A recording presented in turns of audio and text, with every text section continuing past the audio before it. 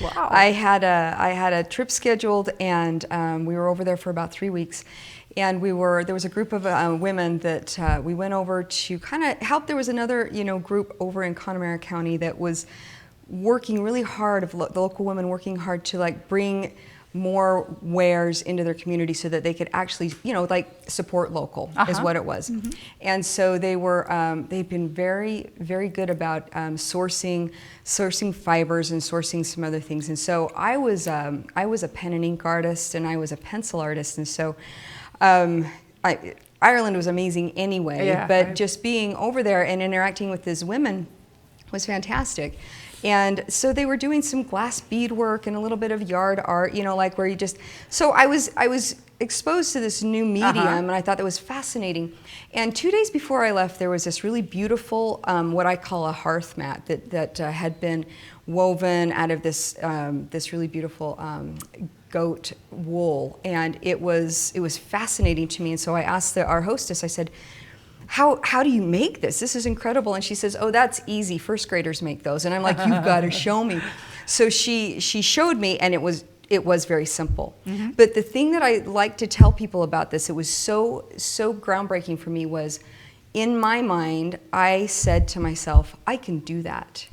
And what that did is it created an atmosphere for when I was flying home, I started getting these ideas. And they were with fiber and metal and copper and silver. And I'm like, I know nothing about this world, but I am so inspired, And so when I got back, I found a silversmith, and she and I became really good friends. And I said, you know what, you got to teach me everything you know. Mm-hmm. I also bought alpacas. Oh, really? I did. Ooh. I bought alpacas because I wanted to learn the fiber side of it, and I needed to understand it from, Look at that. The grassroots, right? And I've since sold them, but I learned how to weave. I learned how to work with the fibers. I learned how to spin, because I had this vision of this big wall art piece that I wanted to make so badly. And so what it did is it kind of got me into this area, and I discovered that I really loved metal art. I loved working with metals, and I tended to have a kind of an affinity for it. It worked, and it worked in my mind. And so then again, I can do that was a comment, or kind of a theme that was going through me. And I love telling people that, because you don't have to be a master at it. There's so many beautiful things that you're doing here in Curious Mondo that just give people this opportunity to go, I could do that. And the minute that sparks, it's like that creative spark lights up, then I'm such an advocate for just try. Jump into it. You don't have to buy alpacas, Yeah, I know they're hard work. I have some friends that do have alpaca. First, before we continue, I want to give an overview of the pieces we have here at the table. Because, Asia, everything that you told in your story was related to fiber. Other than that, right? So that jumped from, I discover I love metal. So you were there raising alpacas, spinning making yarn, right? And then we jumped to this. I did, yeah. So the biggest part of what I needed to learn was about the metals, and that's really where the forte went. So it was even learning about the fibers. My love and my real focus became about the silver and the silversmithing, and so that actually is what woke everything up for me, because that was very applicable. I mean, so once I started learning how to do the silversmithing, and then create a studio up here in Salt Lake City. Then it moved from learning all of the techniques and taking 6 months to do that, and really kind of getting honed in on to then practicing it more and more. And then eventually I got into being an instructor, and I feel like, naturally I like to share what I know. And so where it's evolved over the last 5 years is into a couple of different areas that I really adore. I love the silversmithing. Such a fan of that. It is just so rewarding to me. But I also like to do metal folding. It's called fold forming.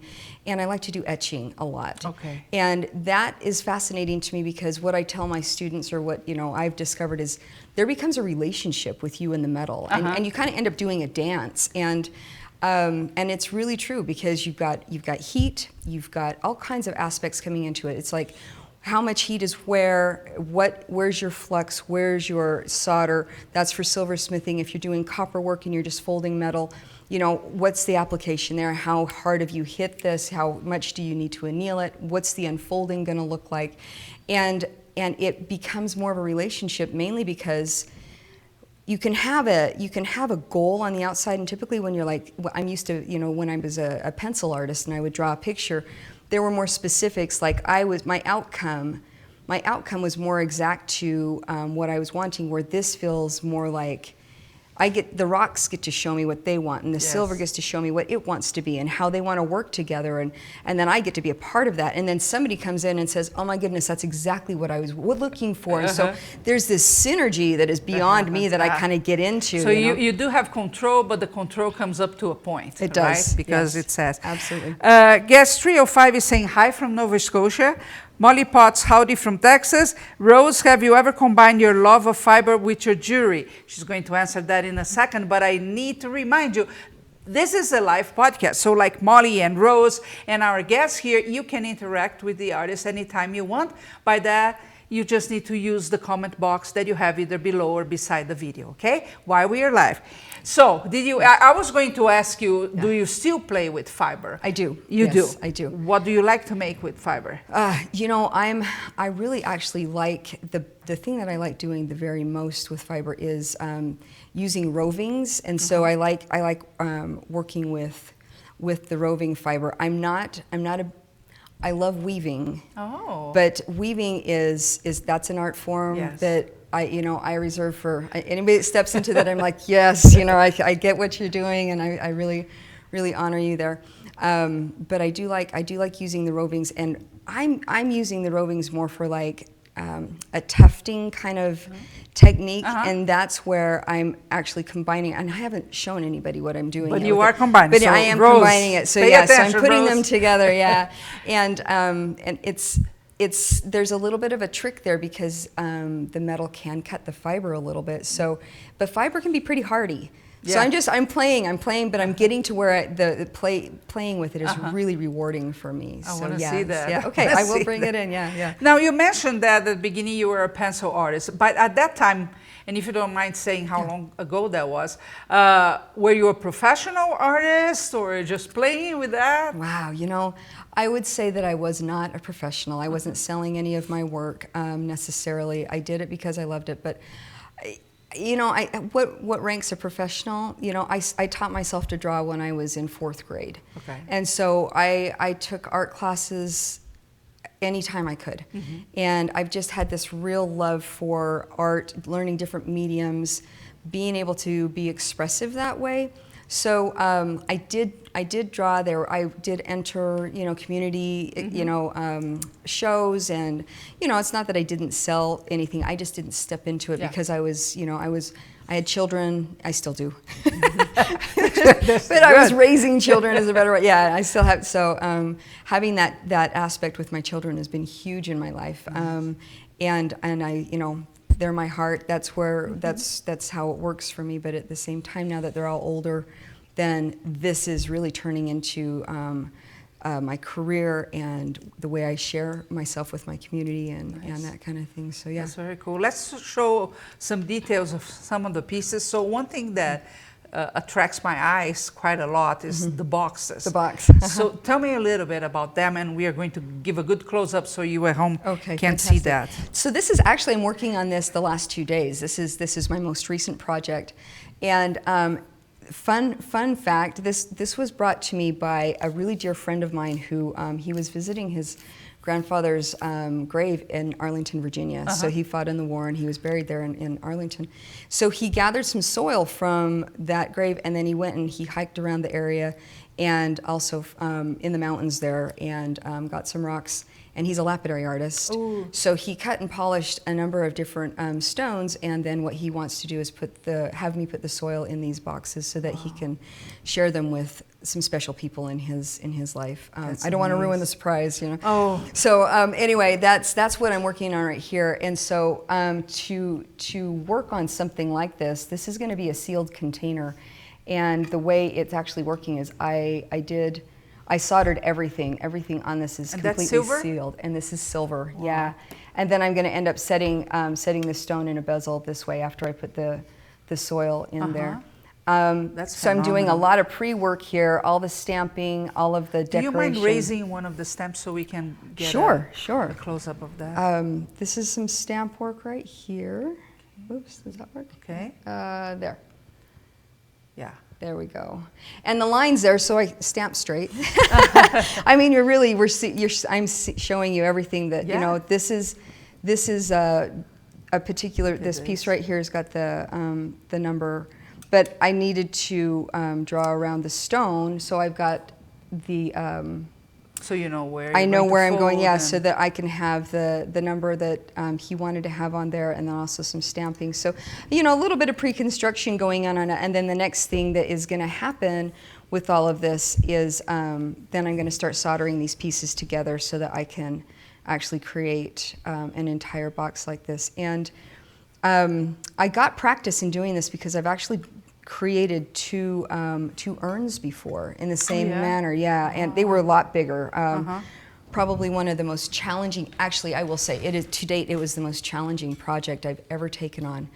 I was commissioned by a family up in Oregon to create an urn for their mother, and she was an artist that passed, and so I put her artwork on the top and then a journal entry on the bottom of it, soldered those together, and also created this, everything. It was all in silver. Wow. It was a it turned out really beautiful, but I needed extra help. I actually employed a couple of other artists to help me do it.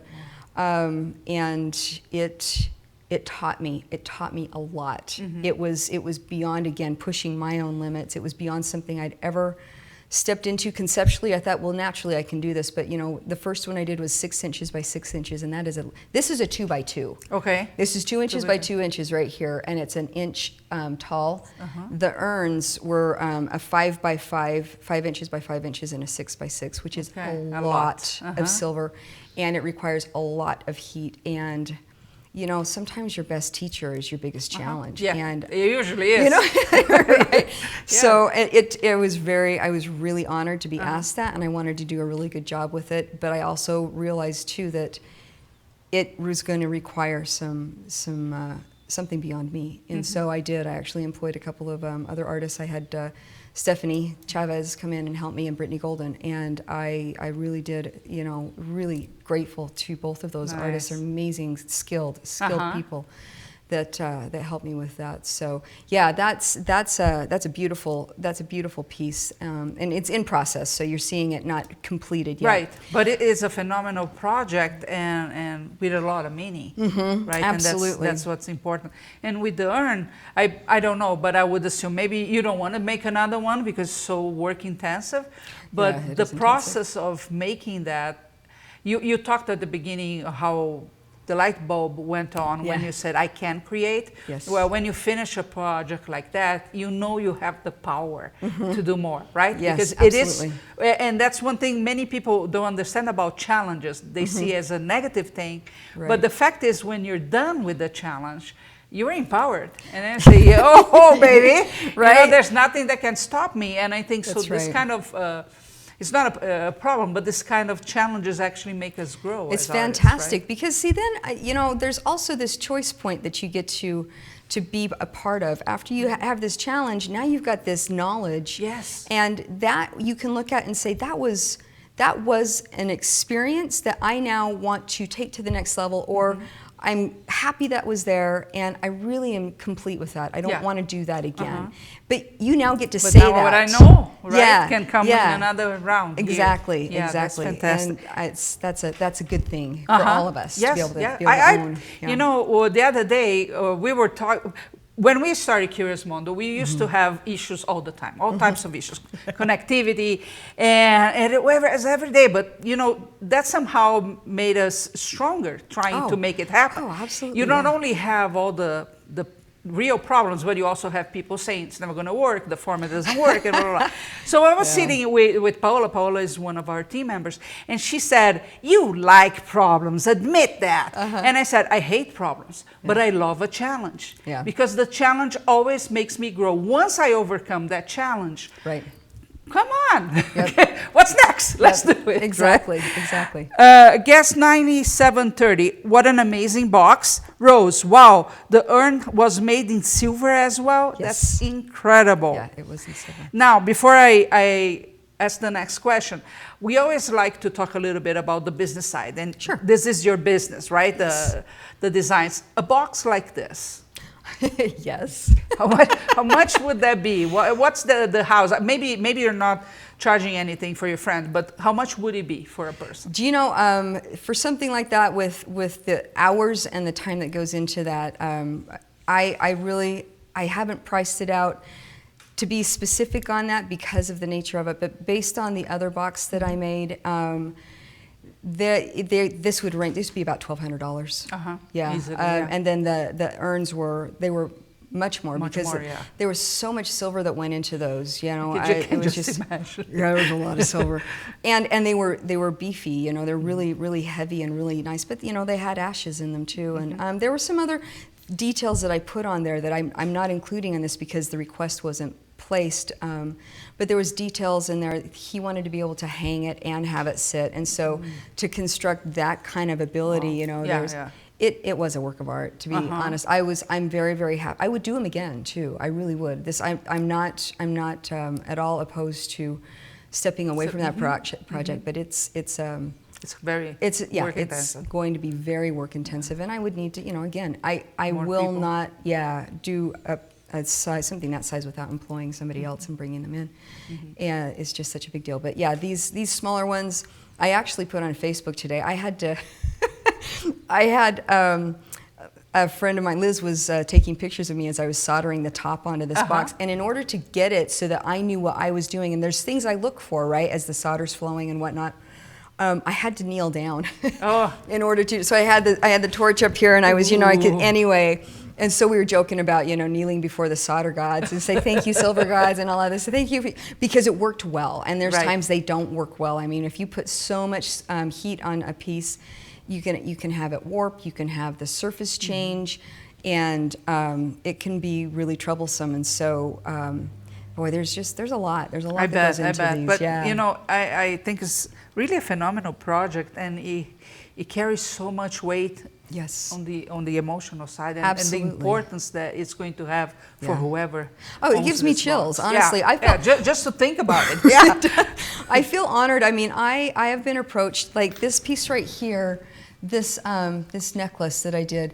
I've done 4 pieces like this now, and that one was really powerful for me. It's got rose gold, carnelian, and it's all in sterling silver, and the back of it has some decoration on it too. But when I was first approached for that, it was another piece where a client came up and she said, you know what, I have a mentor that has influenced my life so much, and I just want to give her something that's memorable. I would love to give her a piece of jewelry.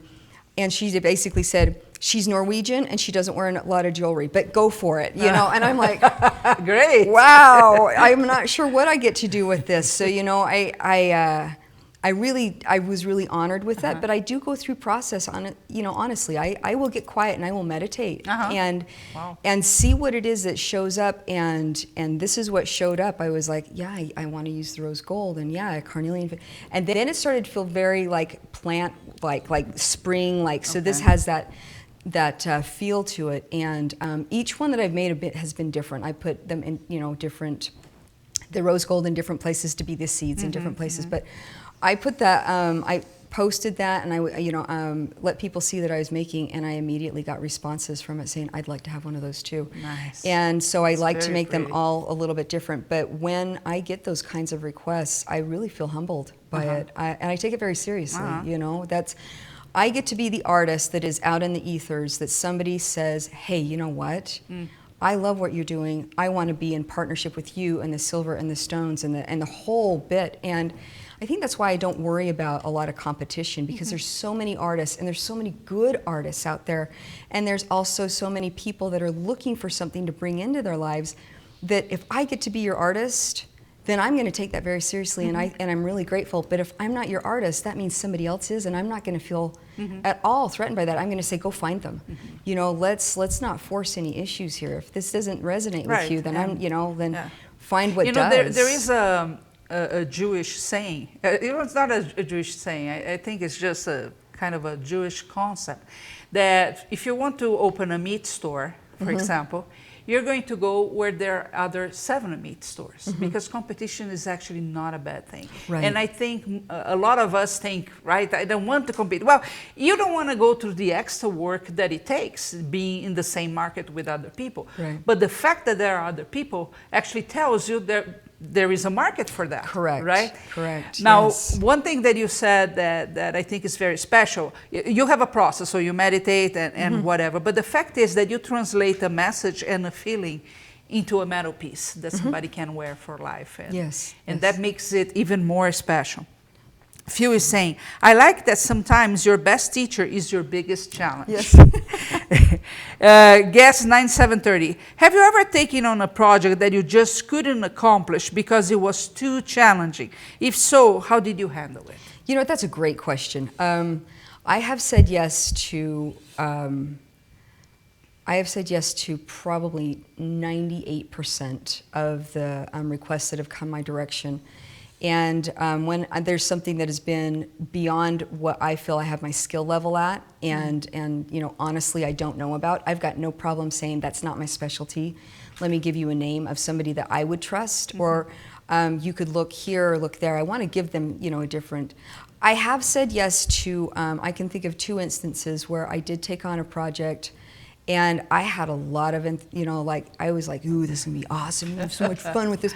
And I was not able to hit it. I realized my client was, she was looking for something that was very exact, like something you would get that would be maybe laser cut or, you know, and because I do everything by hand and it's all artisan, reproduction for me, especially in large quantities, is just, there's gonna be variations. And she approached that thinking that that's what she wanted, but as we worked together, it was very apparent that everything that I was presenting was not hitting it. And she's like, well, and she was, you know, and I could just say, this is just not working for us. Yeah. So really at the end, what I ended up having to do is say, you know what, I'm not your artist, but I have an idea of who you could talk to, and then, you know, kind of passed along some different names to her, and we parted friends, but I mean, it was a big account too, and I was just like, well, you know, we don't want stress on either side, so you need to know your limits. You need to know what your specialty is. I think it happens, you know? no matter in which industry you are, right? Oh, yeah, there absolutely. are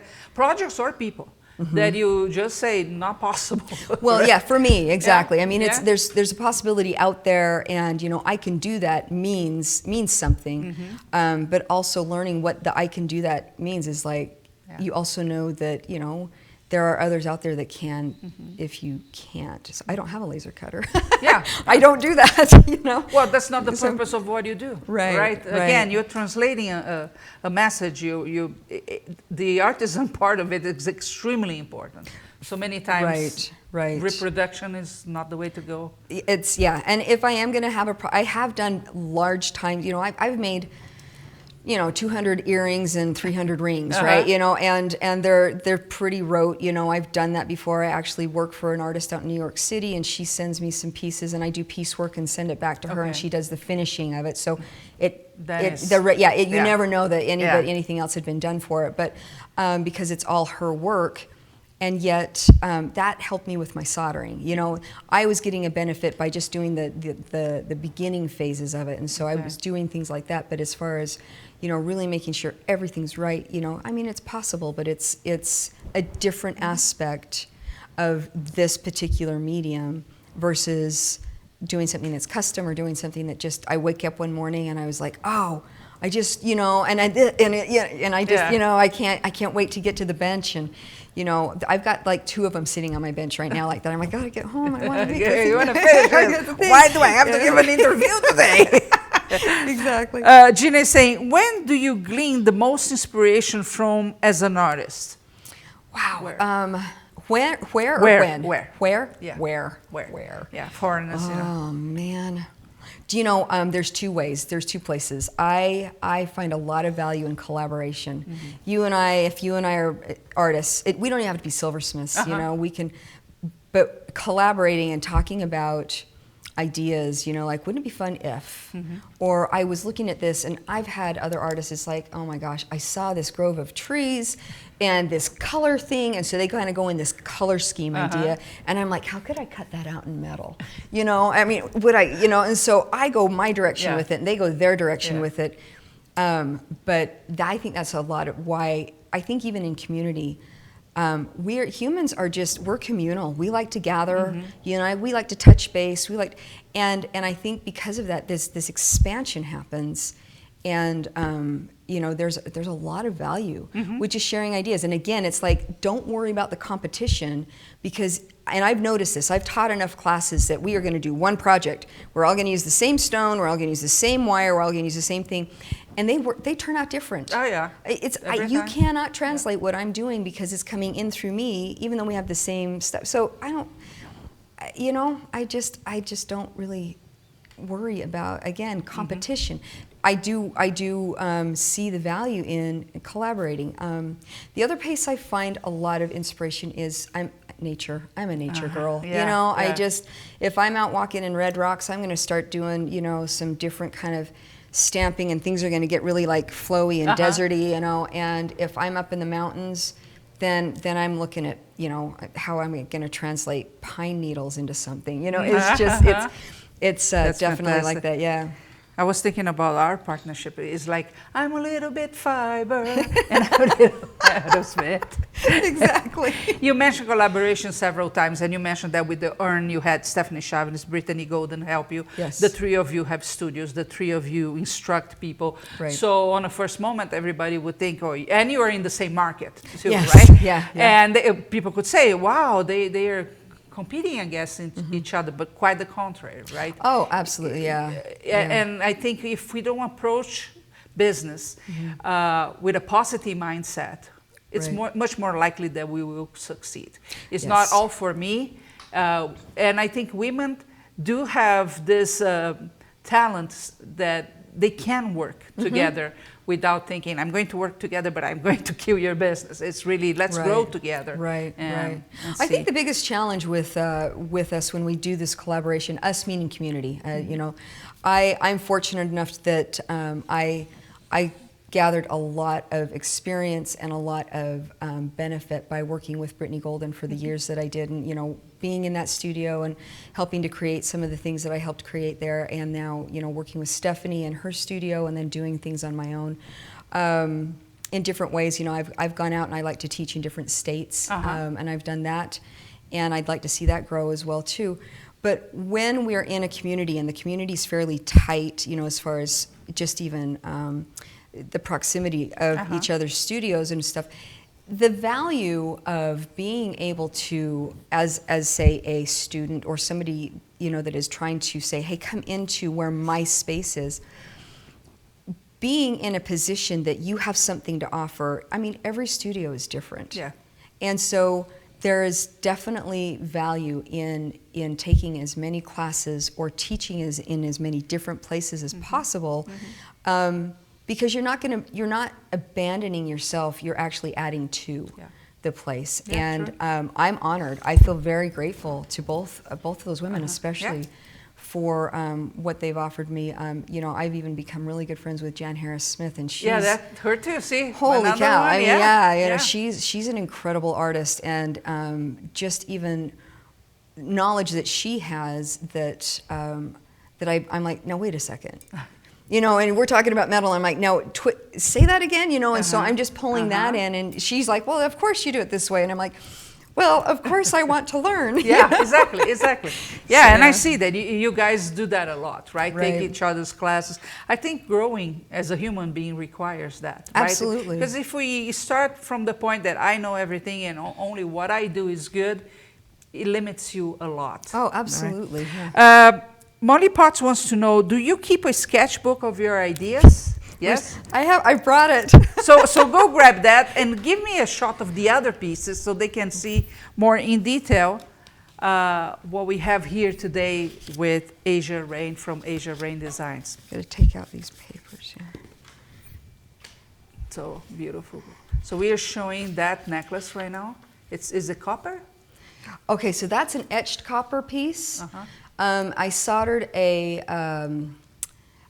little piece of onyx. Well, I didn't solder the onyx. I soldered silver onto it, a bezel cup, so that I could put a piece of onyx there.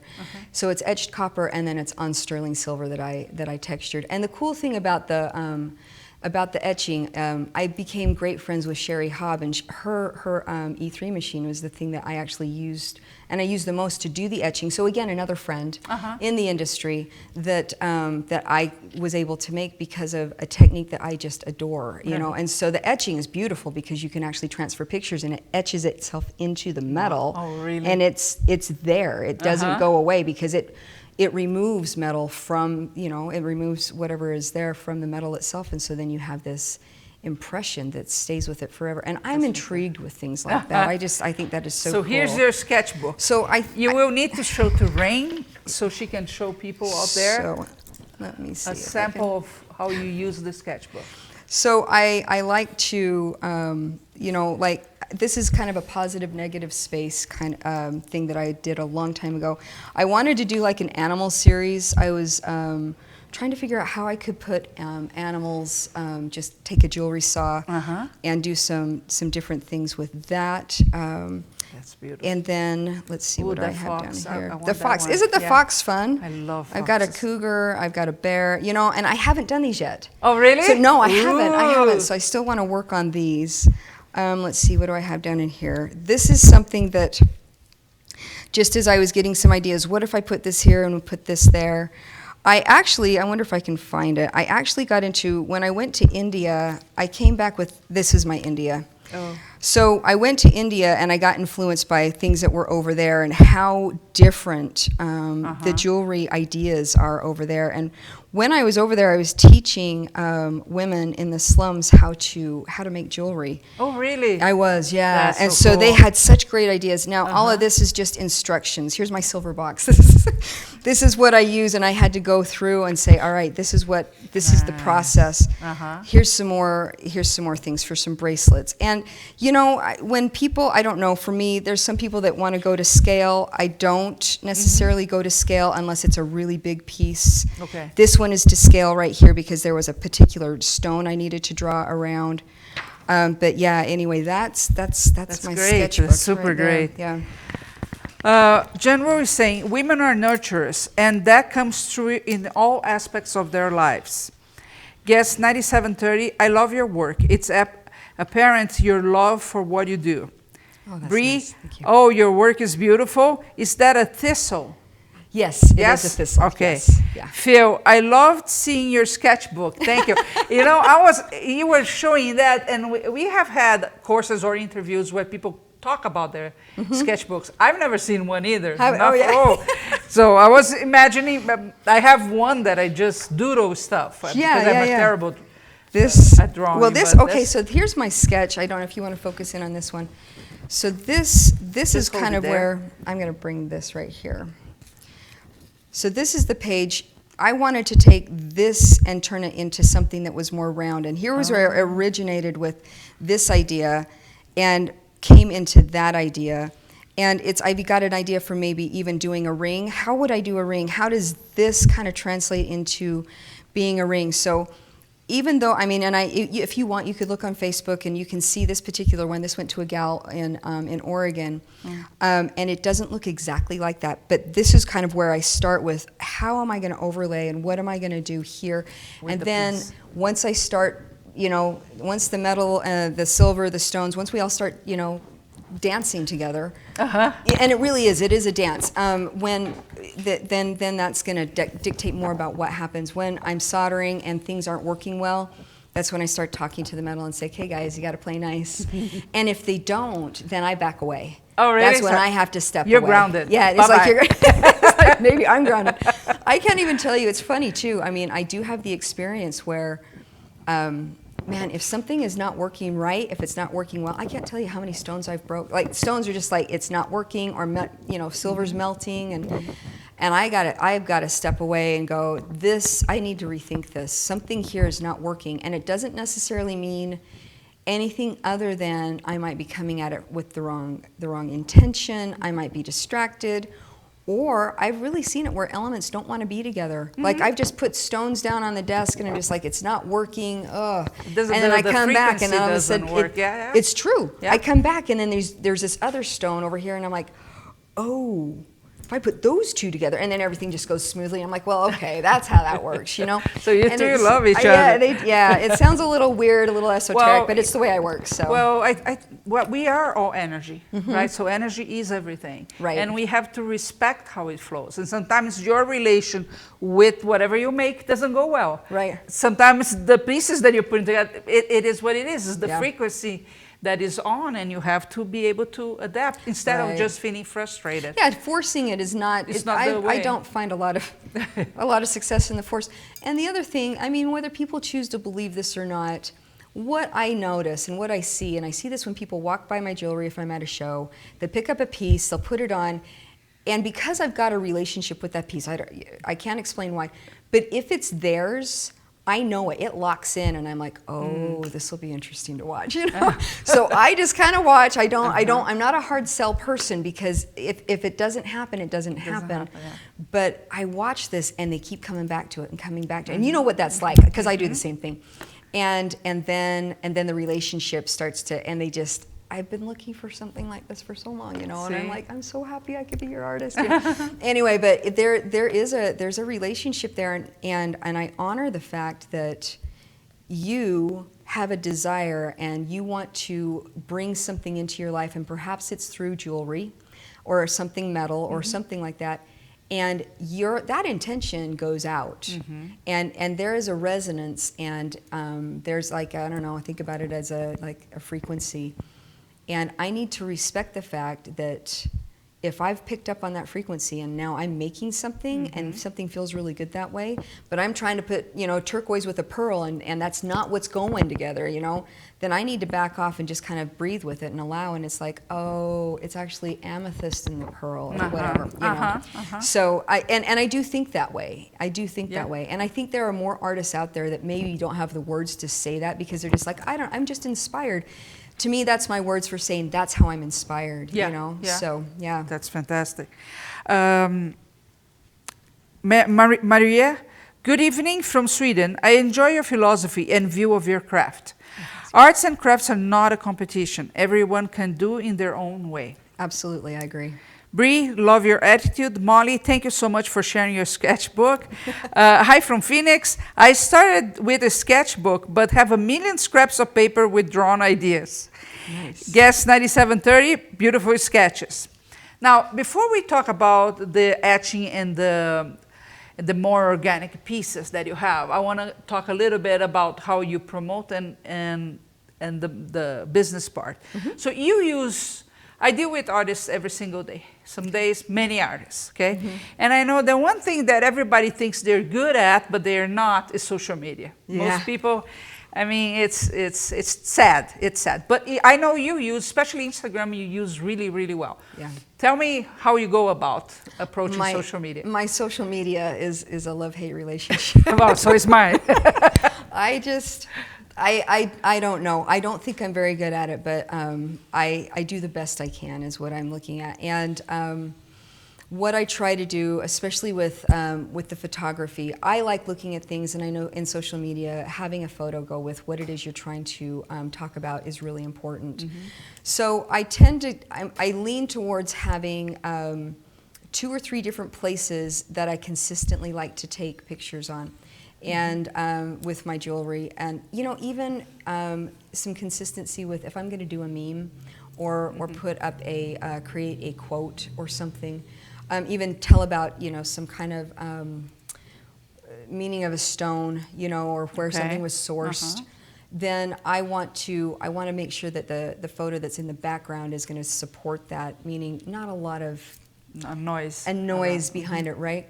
And so I'm conscious of knowing that that's a fairly basic idea, but I like to post. I really want to try and post once a day if I can. That's really hitting the max for me on that one. There's times that I actually get excited about something and I'm like, hey, look, this is what my real time is. You know, look, I'm doing this, I'm doing that. But knowing that it really is, this is the way we communicate now, and for people, say, younger than me, you know, like my children's ages, then that seems kind of like a no-brainer for them. And for me, I really do have to realize, oh, I need to connect with people today in this medium. I still connect in otherwise, you know, I have the other ways that I do reach out. But, you know, if I can be consistent in a time, I'm getting it refined to where I have more of a message. There's times that I'm just like, here's my picture, and wouldn't it be fun, and bam, you know. And I'm noticing that there are a number of people that they've got this very long story that goes along with what it is. That's not me. I'm not a one-line boy. Yeah, every once in a while I'm like going to pack a story in there, and I'm going to give you this, like, here's for, you know, time for a story. And so if you want to engage in the story, you know, that's kind of how I feel. I really enjoy what people are putting up there in their pictures and the consistency with that. Cool. So that's yeah. Cool. But you're saying about the younger, I don't know. So let me tell you a secret. Most people that work here are millennials. So today we were playing with something different about Instagram, right? And trying to figure out. And well, I could, but well, first, I really don't know how to use my phone. Second, I don't pay attention to anything. It's just, you know, one of the, it's a challenge for other people. But I say, hey, do you know how to do this on Instagram? From one millennial, no. To the other, no. To the other, no. The baby boomer had to figure out. All right, baby boomer. Five on that. Okay. Yeah. So you said you promote yourself in other ways. Tell me. You know, relationship's a big deal for me. So I really like to, I do give people, I have my business card, and my business card does have, you know, a phone number that I'm accessible on. And so I do accept like emails and connecting through like phone calls or texts or whatever. And, you know, a lot of times, especially since I've been teaching recently, there's people reaching out going, you know, what about this and what about this? And I keep a running list of how I can reach back. And if I can do it in a collective, you know, and then BCC everybody, you know, BBC, what is a blind copy something, you know, the B, you know, so that not everybody is sharing each other's emails, because I am respectful of everybody's privacy. I want mine, you know, respected as well. And so if there's something I can say, hey, you know, I noticed this and these questions have come through, and I'll just shoot out emails. I enjoy doing that. And then I'll make phone calls and invite people to do things and that kind of thing. But I had a very wise friend of mine who is really good at promoting herself. She's got a lot of skill and years behind. She just like, she spends a lot of time on her social media, so she can actually have time to do this. So, and I've had it reversed for a long time. I gotta make, you know, and it's been a bit of a mania, you know, and so I'm easing away from what that is and looking into the fact that connecting with people is really important, and what you have to offer is really important. And so really, I need to give this more, I know I need to give this more value than I have in the past, or I'm beginning to. And one of that means is, if I can't do this, and I can't do this well, then I'm going to hire somebody that can. And I've got nothing against that at all, you know. I mean, somebody take care of that for you. Right. And it's not like I've got this massive budget, you know. I mean, sometimes I do trades, you know. But I've noticed that in my community, there's a couple of people, and one gal I'm thinking in particular is really on point with this, and she loves it. You know, so why not? I don't think it's about the tools that you're going to use. The business card or social media, whatever it is the attitude. Are you going out trying to chase people to come to you? Or are you going out trying to attract people to you? Right? And as artists, it's fundamental to us to attract people to us. Right? So we, yes, at the end, we are going to sell, and sell is goods, right? It makes it possible. But we need to have the attitude of, okay, how can I attract people? Other than I need to chase people to buy my stuff. And I actually have experience with that too. I mean, when I first started in this, I remember I kind of made the announcement to myself, and then even to others, you know, people say, do you do this full time? And I'm like, I do. See? This is what I do. And before I was doing that, it was such a hard, you know, here's me and my job, and then this on the side, and here's my part-time job and this on the side, and it's difficult, and it's difficult to to do that, at least I found it. So then that difficulty created I got to chase you, you know, and I did experience that. I have been, you know, in this grabbing, and it was so uncomfortable for me. You know, I had to take a step back and look at this and go, you know, where's this coming from? And that's just me anyway. I like to look around and see who's in my, who have I attracted to myself? What's the attitudes, you know, and wow, am I reflecting that? And is that reflected in my business model? Is that happening? And what does my bank account look like? You know, what are all of this information telling me? And then I even had to get into a place where it's like, you know, not identifying with what certain things look like, oh, this must mean that I'm that kind of a person, or and really all it is information. I'm a pretty incredible person. I'm amazing. I'm amazing. You know, there have been times my bank account hasn't agreed with that, you know, but then it's like, but I'm still amazing even though there's not enough zeros in my bank account, meaning behind numbers, right? You know, wouldn't it be nice if we had 6 zeros there?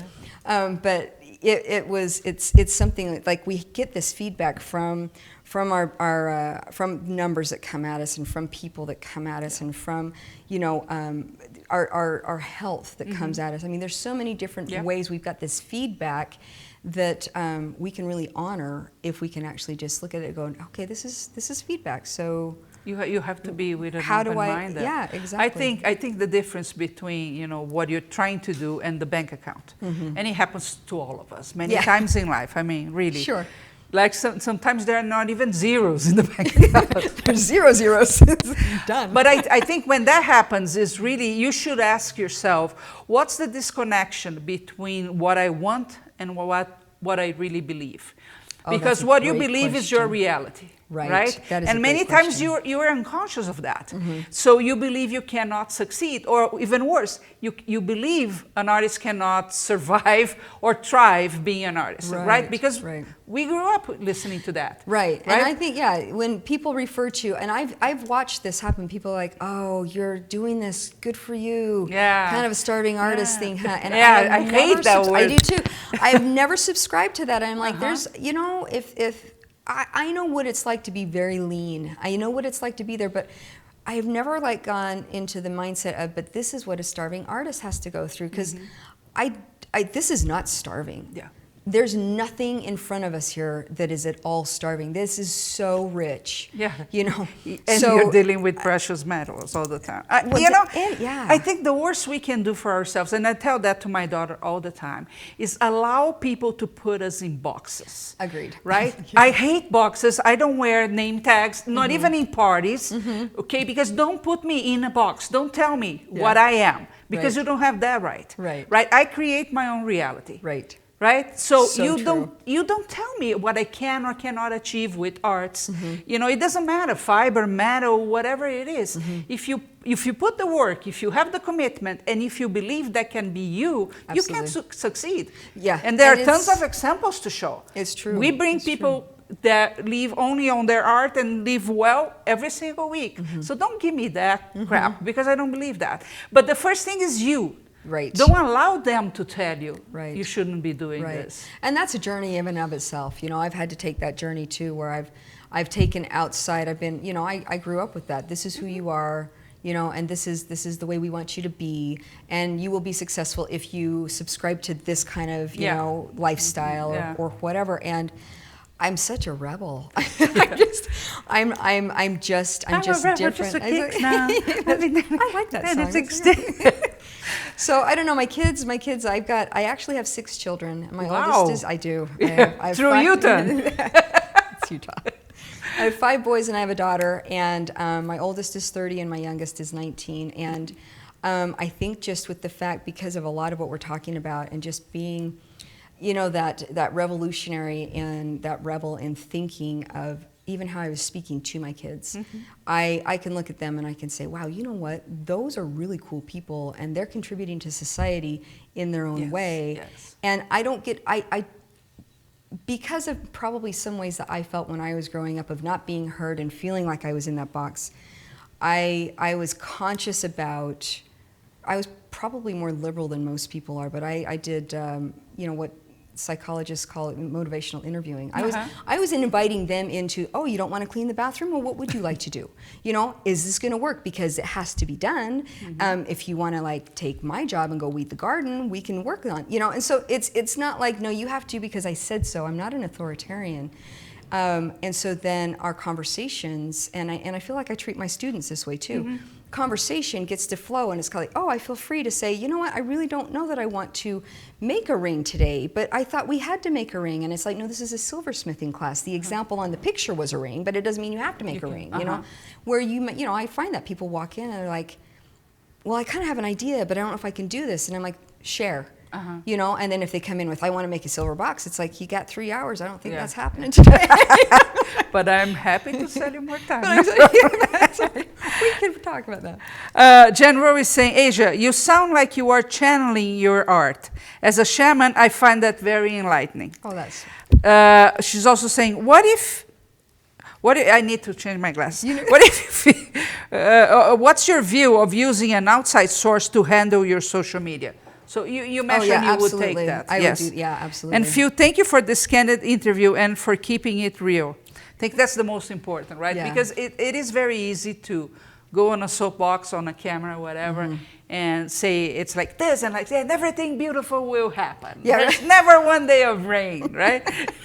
Norway rain. Yeah. So tell me a little bit before we finish about the etching and the organic pieces that you told me you love to make. Organic. I do. I really enjoy. I enjoy texture. And we need to show these pieces here. Texture for me it's the essence of nature. I'm not a high polish girl, and I love jewelry that is high polish. Okay. I do appreciate that. But I really like, and we're talking about metals specifically here. I love it when my eye has some interest. Okay. So my eye gathers interest with variations in light and variations in texture and in shape. And yet I also like cleanliness. I like the clean in it. So I'm thinking of these these pieces right here that are these fold formed pieces. So when I do something that is folded like this, then I'm going to start with a sheet of silver or copper, and it's nice and straight. I mean, it's going to. So I'm going to bring this up here. It's going to look like this. It starts out flat. And yet, through the process, I'm going to be putting different textures and folds and things into it, so it becomes more organic. And yet, you can follow some continuity there, right? Yes. And so that, to me, that appeals to me, and that's why I create what I create. And this piece right here, as I'm reaching across, this one actually combines, and it's a very light etch. I don't even know if you can see that etch or not. So there's artwork on there, and I etched the silver, but I also did some organic, there's some texture right there. I've got a fold. I left this so it wasn't so textured. Now I've got the design that I've got right there, and then I continued it over on the other side. So then there is definitely that continuity. Fantastic. But I've got these different feelings, so, and, just variations for your eyes. And then I riveted the other piece, this etched piece, to the copper piece. So it's very organic. It's not something that you're going to, this is not machine produced. This is definitely hand done. And something really simple like this one right here is just got a fold right across the front, just kind of a cross fold. And then the rest of it is just plain. It's got a stamp on the end of it, and the same thing, following on that side. Nice. So just some little accents. This is really indicative of what I do. Yeah, and then sometimes, like on this particular piece, setting a stone. So I'm gonna, I've got the stamping actually on the sides like this, and then I soldered the bezel and the base plate to the copper, and then set the piece of stone. And this is something that Mondo makers will be learning soon, right? You're going to teach a course at Kira's Mondo? I am. I want to be able to combine the fold forming with the etching to create something that people can do. This is another piece that is a little more advanced. It's a hollow form, if you want to come over here. So this is an etched piece right here that's on top, and then soldered to another piece. And there's the back of the ring. But this, it's light because it's hollow. So doing a hollow form is another thing that I like to do. But the etching and the folding, they're definitely techniques that I really like sharing with people. I love to share the soldering, and that's always project driven. I mean, I think once you really kind of understand the basics behind soldering, then it goes into what can I do beyond this? Yeah. In the course that you're going to give at Curious Mondo, you're going to be covering most of this and some etching, correct? And some etching. Yes. So we'll be doing etching and folding and putting some elements together to create a project that, I mean, we're going to need to use some fire. You do have to have heat when you're folding pieces. There's just, you do. And so bringing in a torch and utilizing it that way is definitely important. But I will demonstrate too, if you don't have access to fire, if you don't have a torch or something like that, then I can show you how simple it is really just to go ahead and put texture into metal. So you still have that eye appeal in the project that we'll be doing, and combining those together. So you can feel successful. Don't forget that this week we are going to have the page up so you can start registering for her course. And as always, when we go live, it's free for you to watch the whole course. We don't hide anything behind. So make sure you go to curiousmondo.com. By Saturday, the page will be up and you can start registering for her class. You don't want to miss this lady, just telling you. Now, I have a few more questions for you, but before we go into that, if people want to get in touch with you, where are the best places for them to look for you? Right now, my Instagram page is updated the most. We were talking about social media. So my Instagram page is Asia_Raine. And Raine is spelled R-A-I-N-E, so there's an E on the end of it. And that's an underscore and then designs. And there's a link there. I do have a website. It's asiaraine.com. It's not currently up. I did a switch with my server. And my product didn't come over, so now I'm like loading everything up again. Technology. So that's taking a minute. But my Instagram's a great place. I have a Facebook page, Asia Raine Designs. I'm active on some silversmithing groups and some jewelry groups there, and that's like my page. It's fun. Right. Like a page, leave a review. That helps a lot. Exactly. And you can look around and see if there's. I will advertise if I'm teaching classes in your area. I have plans to go to Santa Fe next year to teach some classes there, and I've taught up in Oregon, and then I've done some things out in Connecticut and New Jersey and things. So I mean, I like the idea of going out and maybe sharing. That's never an issue here. You always get invited someplace. I'm the only one that nobody invites to anywhere, but everybody else gets invited. Jenny's asking, have you ever experienced the fear of success as an obstacle? Yes, 100% yes on that, and that had to actually be brought to my attention. I didn't realize that that's what my anxiety was about. I was finding ways. I'm busy enough that if I did the tip over, it's going to be too much, and then my quality. And now I've got to hire somebody and scale it back. And so that dance between do I dare, can I, do I have enough money to hire somebody? And I finally, I made the leap. And this was for a couple of projects. I don't have an employee as we speak right now, but there were some projects that I had to do that I actually, I knew some good silversmiths, I've taught some good silversmiths, and I gave a couple of them a call and I'm like, come over here. Can you, if I ship you the material, can you do some piecework for me? And it made all the difference. And so that helped. But even after that, I mean, I would say yes. I mean, even recently, I can see where things are evolving to, I'm feeling it before it hits me, and I'm feeling more of an expansion in a very powerful way. And I'm kind of like, whoa, can I really be like that well known? Can I really be, can it be that big? I guess, like, anyway, I don't even know how to put words to it. And so to even dare to kind of get cozy in that, which is what you need to do. Yeah. If it comes, you feel it before it manifests and it's calling you, So getting cozy there has been kind of a what does that feel like? I mean, that's kind of cool. And like, oh my gosh, what does that mean? Then I got hired, and that's where you get into that spin. And that's been the boot, what do I want to say? The trap, the sabotage is the word I'm looking for. So I really did have to have an outside source. At this time, it was my daughter, my wise daughter, that said, now, wait a minute.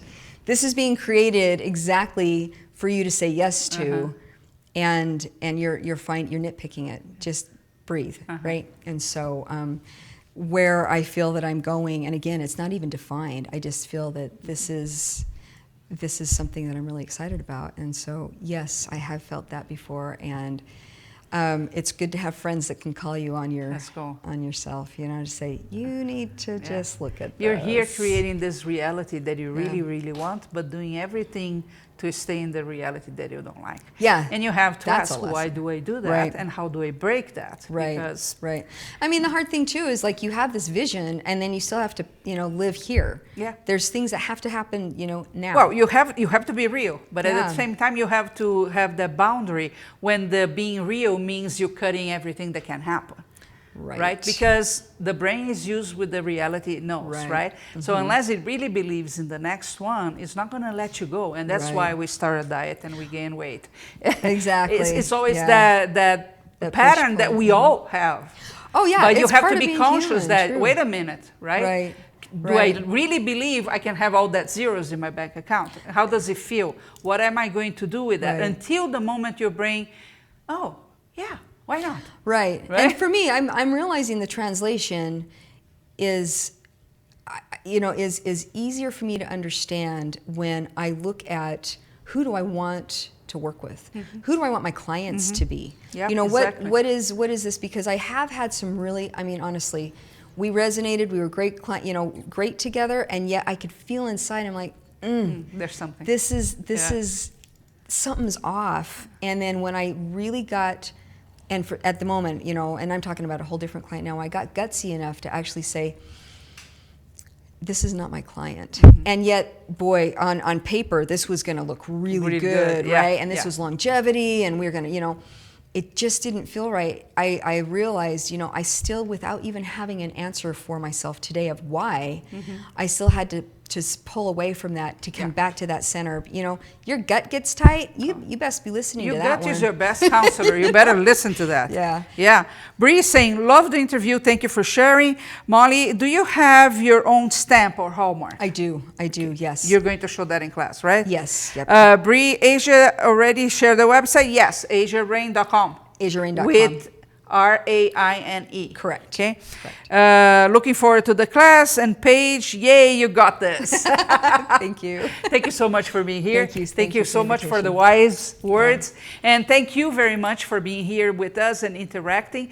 I'm going to ask you one more thing. If you really enjoyed this interview and you know somebody that could benefit, be inspired, look at things different, well, what do? You just share and say, hey, come take a look. Wherever you're watching this podcast, it stays there. It's in all podcast directories. If you're watching on social media, it stays on social media. So anytime you can send people there. And if you leave a thumbs up, a review, it really, really helps us. That's an amazing thing that you can do for us. And next week, we are going to be back here. Next week, we have Lisa Pavelka back here, and we are going to be talking about resin. So you don't want to miss that. Tuesday, 2:30 p.m. Mountain Time. If you're outside the U.S. or in a different time zone, Google that and be here with us, whatever you're watching today. I'll see you back here next Tuesday. Thank you.